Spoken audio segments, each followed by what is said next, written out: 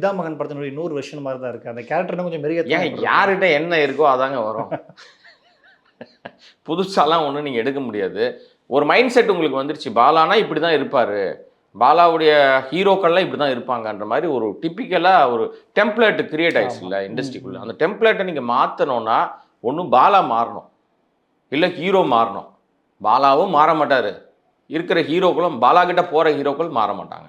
So அப்போ என்ன ஆகும்னா பாலாவுக்கு என்ன வருமோ, பாலாகிட்ட என்ன மாதிரியான நீங்கள் எதிர்பார்க்க முடியுமோ அதுதான் வரும். அதுதான் இதில் இருக்குது.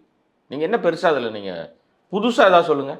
புதுசாக எதுவும் இல்லை, அதான் கேட்குறோம். அவ்வளோதான். அருண் விஜய் மட்டும் புதுசாக வந்திருக்காரு. கேரக்ட் அந்த ஹீரோ புதுசாக இருக்காரு. இப்போ அவருடைய டெம்ப்ளேட்டில் இருந்த ஏற்கனவே இருந்த ஹீரோக்கள் ஆர்யாவாக இருக்கட்டும், அது வந்து சூர்யாவாக இருக்கட்டும், இந்த கேரக்டர் யாரும் இங்கே காணோம், அவங்க இல்லை போயிட்டாங்கன்னு போது இதில் வந்து இப்போ புதுசாக ஒரு கேரக்டர் வந்திருக்கு. யாரா அது?